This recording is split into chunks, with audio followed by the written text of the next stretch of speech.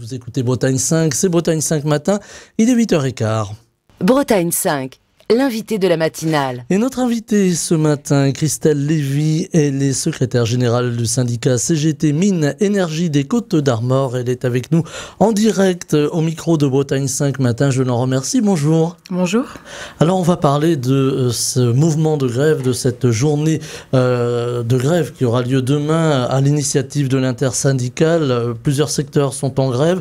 On va pouvoir en dire un mot de ces secteurs qui vont manifester dans toute la France vendredi.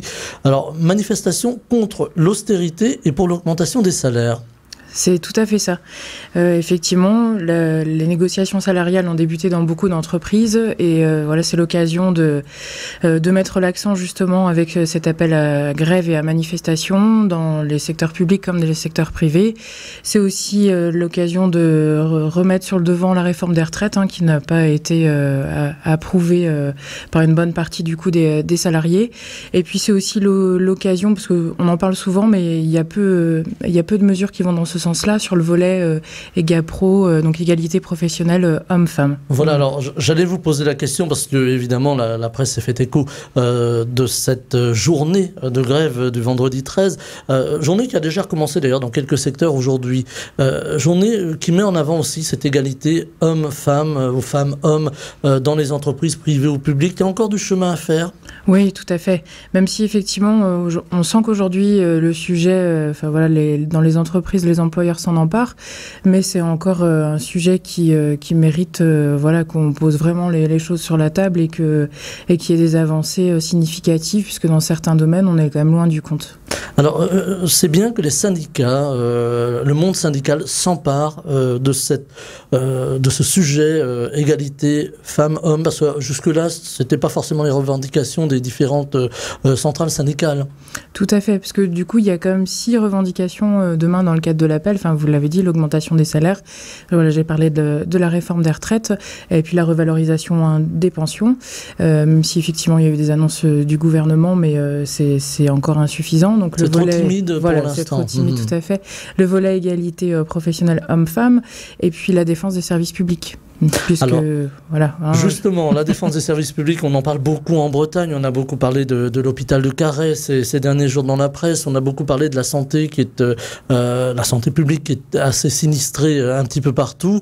Est-ce que cette journée, on a parlé d'un baroud d'honneur. Alors j'imagine que c'est pas forcément le cas et que ça va pas vous plaire, mais on a parlé de ça. On a dit voilà, la réforme des retraites est passée, la défense des services publics c'est important, mais voilà, finalement c'est un baroud d'honneur. On n'ira pas plus loin. J'imagine que vous n'êtes pas d'accord avec cette vue des choses. Oui, tout à fait. C'est même un peu pessimiste parce qu'on le voit bien avec le contexte inflationniste qu'il y a ces derniers temps, avec les préoccupations du coup des salariés, parce qu'on arrive quand même à une période de fin d'année. Il y a eu la rentrée scolaire, il y a les fêtes de fin d'année qui vont approcher et là les gens sont en train de compter effectivement ce qui va rester à la fin du mois dans le porte-monnaie.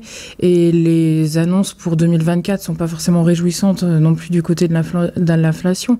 On voit qu'il y a eu 21% de hausse quand même sur les denrées alimentaires. Donc c'est quand même des signaux qui montrent aujourd'hui que les revendications légitimes et je pense que les salariés vont répondre présent. Alors c'est sûr peut-être pas aussi massivement que dans le cadre de la réforme des retraites, mais si on se souvient du mouvement, il n'a pas démarré tout de suite avec la première journée et une mobilisation importante. C'est déjà un appel de main significatif. Comme vous le dites, ça a déjà commencé dans certaines entreprises et c'est le cas d'ailleurs dans les entreprises que je représente de la branche des IEG où l'appel a démarré hier soir et parce qu'aujourd'hui on est en négociation salariale justement dans notre branche. Alors les IEG c'est l'énergie finalement, c'est les entreprises de l'énergie. Je le précise pour nos auditeurs qui ne seraient pas forcément au fait. Alors évidemment on voit cette inflation qui galope, on voit aussi l'essence, les gens ont du mal, l'essence ou les carburants plus largement, les gens ont du mal à se déplacer aujourd'hui.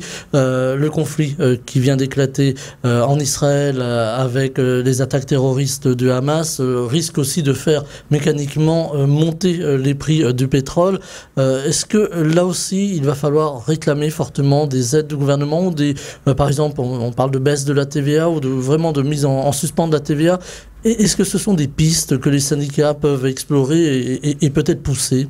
Oui, tout à fait, mais c'est pas la première en fait des pistes. La première, c'est bien du coup l'augmentation des salaires, puisque c'est ça qui permettra de répondre justement aux différentes sollicitations et puis qui permettra d'apporter des réponses aux salariés sur sur leur niveau de vie, ça permettra aussi au niveau de l'embauche d'avoir effectivement des recrutements plus importants, et puisque répondre par le biais d'accompagnement, par le biais de versement de primo, c'est des pansements qui sont mis, mais ce ne sont pas des solutions dans le temps.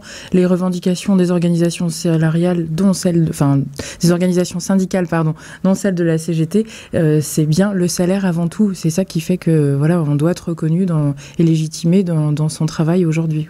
On voit beaucoup de travailleurs aujourd'hui qui sont ce qu'on a appelé un peu pudiquement des travailleurs précaires. On a des gens aujourd'hui qui dorment dans leur voiture parce qu'ils n'ont pas un salaire qui leur permet de se loger, d'autres qui ne mangent pas toujours à leur faim pour les mêmes raisons. Est-ce que c'est acceptable dans un pays comme la France aujourd'hui ? Non, pas du tout. Alors, et d'ailleurs, ce que vous me dites me fait écho. Alors, c'est pas quelque chose qu'on a effectivement au niveau du champ de l'énergie sur la Bretagne, mais on connaît des situations équivalentes, sur d'autres régions, dont la région Île-de-France, où il y a effectivement des agents qui travaillent pour Enedis ou GRDF, qui viennent d'être embauchés, qui n'arrivent pas à se loger, puisque le coût des loyers est exorbitant, et qu'aujourd'hui, ils se retrouvent effectivement à dormir dans leur voiture ou à être hébergés à droite ou à gauche. Et donc non, ça c'est inacceptable. Effectivement, on a engagé un travail avec les employeurs pour trouver des solutions. C'est pas tolérable que la veille de 2024, on se retrouve dans une situation comme celle-ci. Est-ce que le dialogue avec les employeurs justement est facile aujourd'hui ? On a eu toute cette grande période de mouvements sociaux en France. Est-ce que le dialogue est toujours là quand même ? Est-ce que les organisations syndicales arrivent à discuter avec les différents employeurs du plus haut niveau jusqu'au plus petit niveau ? Oui, tout à fait. Et ça, d'ailleurs, ça s'est amélioré ces derniers temps, mais c'est aussi lié au rapport de force qu'il y a eu justement avec les mobilisations ces dernières semaines et ces derniers mois. On n'a pas rien sans rien. C'est toujours comme ça. Et le dialogue, forcément, on est plus facilité quand en face, il y a un rapport de force avec des revendications qui sont portées par l'ensemble des salariés ou des agents. Ouais, c'est certain. Alors on parle de branches qui ont des difficultés. J'évoquais il y a quelques secondes l'hôpital public qui est sinistré. Est-ce qu'il faut un grand plan d'urgence ? Alors je sais, on le dit souvent, c'est un peu un fourre-tout, ce plan d'urgence auquel seraient associées des organisations syndicales.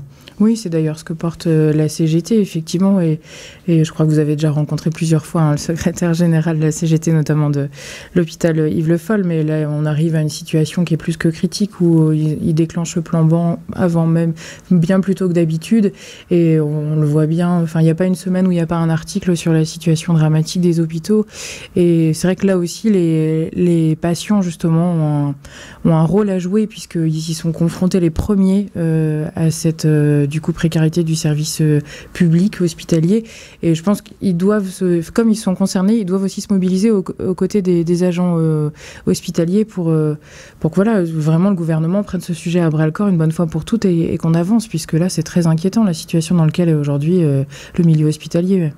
Alors dans le milieu de l'énergie aussi que vous représentez ce matin, Christelle Lévy, ce secteur de l'énergie connaît aussi beaucoup de turbulences. Alors il y a la concurrence, il y a les problèmes que l'on évoquait tout à l'heure d'augmentation de l'énergie.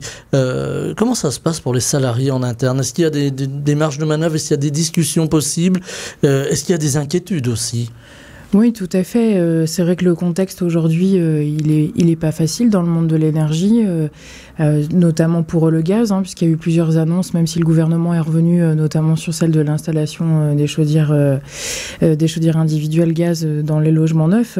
Tout ça suscite des interrogations forcément chez les agents, qu'on se rend bien compte qu'il faut associer justement la politique énergétique avec transition écologique, et que c'est un travail qui va nécessiter que l'ensemble des acteurs en fait se retrouvent autour de la table, et il faut aussi avoir une longueur d'avance, parce qu'on a toujours eu tendance ces derniers temps à se projeter uniquement sur des plans pluriannuels ou de 5-10 ans maximum, et là aujourd'hui avec toutes les questions justement d'enjeux environnementaux, il faut vraiment que l'ensemble des acteurs se réunissent et que il y a un travail qui soit mené avec les organisations syndicales aussi, puisque la CGT et ma fédération Minénergie a fait des propositions et a rédigé ce qu'on appelle donc le PPE, qui est le plan progressiste de l'énergie, qui s'appuie sur aussi l'histoire de nos entreprises.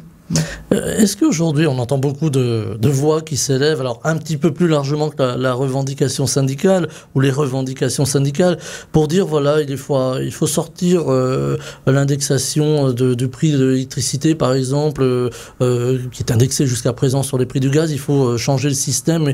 Est-ce que là aussi il y a au niveau des syndicats une réflexion pour dire voilà, il faut changer ce système là aussi? Oui, tout à fait, c'est ce que je vous disais, c'est porté dans le PPE, justement par la Fédération Minénergie, et dans lequel il faut revenir à ce qu'on a pu connaître justement par le passé avec une entreprise épique et un fonctionnement qui l'est pérenne, puisqu'aujourd'hui on se rend bien compte que depuis l'ouverture du marché qui remonte quand même à 2004, les augmentations d'électricité et du gaz sont faramineuses. On atteint plus de 170% sur le gaz, on est à plus de... j'ai même plus les chiffres en tête, vous voyez tellement ça bouge, mais ça n'arrête pas en fait. Et d'ailleurs, là aussi, le gouvernement a mis des pansements justement pour pouvoir accompagner les particuliers et puis les PME ou une partie des collectivités. Mais c'est insuffisant, en fait. On ne traite pas le problème à la base. On en revient toujours à des solutions qui ne sont pas pérennes, quoi. Alors un EPIC pour nos auditeurs, établissement public d'intérêt commercial, voilà. Tout donc à fait. une forme de nationalisation. Alors le gouvernement a demandé la nationalisation d'EDF entre autres, voilà. Alors de quelques branches aussi de l'énergie. Il faudrait finalement un grand service national de l'énergie en France. C'est ça, revenir à ce qu'on a connu en fait avant l'ouverture du marché, qui fonctionnait très bien et qui permettait que les prix d'électricité et du gaz soient garantis avec justement le tarif régulé. Ce qui fait qu'aujourd'hui on se retrouve là, c'est que l'ouverture du marché a mis un terme aux offres régulées avec des prix du kilowattheure donc indexés sur le marché boursier et avec du coup des fournisseurs alternatifs qui ont proposé des contrats et qui aujourd'hui pour certains d'ailleurs se retrouvent étranglés je ne vais pas citer de nom de fournisseurs, mais dernièrement, enfin si voilà, les gens consultent la presse, il y a des fournisseurs qui ont mis la clé sous la porte. Et c'est EDF qui est obligé de surseoir, de passer derrière finalement. C'est ça. Et ça a un coût. Exactement, et du coup les clients reviennent vers les fournisseurs historiques, que ça soit EDF ou anciennement Gaz de France, quoi, qui est aujourd'hui Engie. Est-ce qu'il faut revenir à un plafonnement des prix, alors pour les utilisateurs, pour les usagers que nous sommes tous de l'électricité, est-ce qu'il faut revenir au fameux tarif régulé? On a tendance à en sortir aujourd'hui. Est-ce que c'est une erreur de sortir de ces tarifs régulés? Oui, tout à fait, parce que ça permet de garantir justement un prix du kilowattheure, alors que c'est ce que je vous disais tout à l'heure, l'offre de marché, c'est les fournisseurs qui la fixent librement en fonction de la bourse. Alors que là, le tarif régulé, s'il y a des hausses, c'est des hausses qui sont contrôlées et tenant compte du contexte, que ça soit sur l'électricité ou le gaz, en fonction des coefficients de saisonnalité, en fonction aussi des périodes, enfin voilà, à laquelle exactement, et puis aussi de la production, etc., quoi. Alors, l'énergie est en plein mouvement, c'est ce que l'on disait tout à l'heure. Il y a aussi des nouvelles technologies qui arrivent. Alors, on entend parler d'intelligence artificielle, de smart réseaux, de gérer les réseaux. Que vont devenir les employés là-dedans? Est-ce que vous allez appuyer sur un bouton? Alors, je caricature, je force le trait, vous aurez compris. Voilà, que vont devenir les employés du secteur de l'énergie s'ils n'ont plus qu'à commander des machines, finalement, des machines intelligentes, dit-on? Bon, après, il y a toujours l'entretien du réseau et puis il y a quand même la mission de service public dans le cadre du dépannage qui est assurée 24 heures sur 24, 7 jours sur 7 par les agents. Et ça, même si effectivement il y a une évolution des outils, pour autant, il restera toujours ce service-là, que ça soit pour l'électricité ou pour le gaz, puisque les agents peuvent être amenés à intervenir très rapidement dans le cadre d'une panne ou d'un incident. Ouais. Au niveau des syndicats, vous suivez l'évolution technologique, j'imagine votre réponse, mais vous suivez l'évolution technologique, les changements technologiques et l'impact que ça va avoir sur les salariés des entreprises? Oui, tout à fait. En plus, c'est des sujets qui sont abordés régulièrement dans les instances représentatives du personnel, telles que les CSE aujourd'hui, puisque ça touche justement au quotidien des salariés. Et puis, ça peut avoir un impact, comme vous l'évoquiez juste avant, en termes de réorganisation aussi et de conditions de travail. Donc, les organisations syndicales sont très vigilantes sur ces ces questions-là. Ouais. Alors je reviens à la grève de demain vendredi intersyndicale. Ça veut dire que l'intersyndicale a survécu à la fin de ces grandes manifestations autour du projet de réforme des retraites qui est passé du projet à la réalité. Est-ce que l'intersyndicale, c'est important qu'elle soit soudée, qu'elle puisse perdurer au-delà d'un moment d'effritement un petit peu de la mobilisation ? Oui, c'est même indispensable puisque les premières revendications qu'on évoquait tout à l'heure, qui sont l'augmentation des salaires, voilà, pour moi, il ne faut pas faire de différence là-dessus au niveau des organisations syndicales. Ça concerne l'ensemble des salariés, des adhérents auprès des organisations syndicales. Et donc, heureusement que les organisations appellent demain. Et c'est d'ailleurs aussi le cas pour le 24 octobre, qui est une journée qui a été identifiée du coup pour les retraités à l'appel de 9 organisations syndicales sur la revalorisation des pensions. Ouais. Alors, la revalorisation des pensions, le gouvernement a promis de faire des efforts. Est-ce que ce sera assez, ces efforts, ou est-ce qu'il faut aller plus loin ? Et dans le temps encore ? Il faut aller plus loin. D'où l'appel d'ailleurs du 24 octobre, puisque là encore, même chose, ça permet seulement de compenser en fait tout ce qui n'a pas été revalorisé depuis plusieurs années, et aux retraités de pouvoir avoir du coup une pension décente. Et donc il va falloir aller chercher ce qui va leur manquer, puisqu'on sait que déjà l'inflation pour 2023 est évaluée aux alentours de 4,9, je crois, ce qu'avait annoncé le gouvernement, et on parle peut-être même de 5% ou d'un peu plus. Pour l'année prochaine, on est aux alentours de 2,4 minimum. Donc oui, c'est certain qu'à chaque fois, en fait, la hausse ne couvre pas ce montant-là. Donc il va falloir aller chercher le dû, et il n'y a pas de raison en fait que les retraités n'obtiennent pas non plus, quoi. Alors on disait que les syndicats étaient en perte de vitesse. Je parle des choses qui fâchent. Il y avait moins d'adhérents, que les jeunes se détournaient finalement de la lutte syndicale, happés par d'autres centres d'intérêt. Et pourtant on lit de ci de là qu'on a un retour au syndicalisme. Il y a un besoin de défense des salariés. Est-ce que c'est ce que vous constatez à la CGT, par exemple à la CGT Mines ? Oui, tout à fait, parce que depuis le dernier mouvement où j'avais eu l'occasion de vous rencontrer là, en décembre dernier, nous avons fait plusieurs adhésions, que ça soit GRDF ou Enedis, et que effectivement, il y a non seulement un besoin pour les salariés d'être défendus, mais en plus on se rend bien compte que plus on est, plus le rapport de force est conséquent, et plus il est facile aussi d'aller chercher après dans les négociations et d'obtenir du coup les revendications, quoi. Alors, est-ce qu'aujourd'hui, les salariés, là encore, j'anticipe peut-être un peu votre réponse, sont préoccupés par leur avenir, et le fait d'adhérer à un syndicat, c'est aussi peut-être de se dire « je suis pas tout seul ». C'est ça. Oui, tout à fait. Ils sont non seulement préoccupés parce que le contexte est morose aujourd'hui, et donc ça permet de se rassurer un peu en disant qu'il y a des personnes qui sont là aussi pour accompagner, et puis qu'on n'est pas tout seul dans cette situation, quoi. Alors, mouvement intersyndical demain vendredi, mais mouvement aussi interprofessionnel. On voit la SNCF, la RATP à Paris, beaucoup de transports en province, ici en Bretagne également, mais aussi des écoles, les médecins qui font grève. On a l'impression que c'est pas un seul secteur, c'est tous les secteurs qui ont des revendications. C'est assez rare quand même que tout le monde descende ensemble dans la rue. Enfin, je ne sais pas si on peut dire ça comme ça. Si, c'est vrai qu'on l'a eu un petit peu dans le cadre de la réforme des retraites sur certaines journées, mais finalement, vous avez raison, si on se retourne et qu'on regarde les dernières grosses journées de mobilisation hors réforme des retraites, il n'y avait pas autant de secteurs à appeler.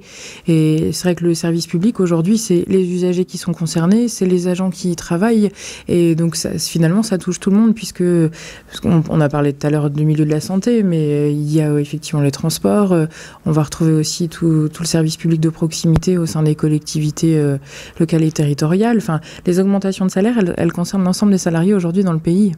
Alors, un petit peu plus politiquement, en ce moment, il y a les sessions régionales, du Conseil régional de la région Bretagne, où on va discuter de politique générale, de budget, etc., d'autonomie. Alors, c'est peut-être pas forcément la préoccupation des syndicats, l'autonomie de la Bretagne, mais est-ce que un peu plus d'autonomie dans une région comme la Bretagne, ça permettrait peut-être de plus accompagner les salariés, d'avoir plus de moyens? Est-ce que vous y croyez ? C'est un vaste sujet. Après, je ne suis pas sûre que ça réponde à l'ensemble justement des interrogations ou des revendications, mais peut-être que ça peut être une piste qui peut être effectivement explorée.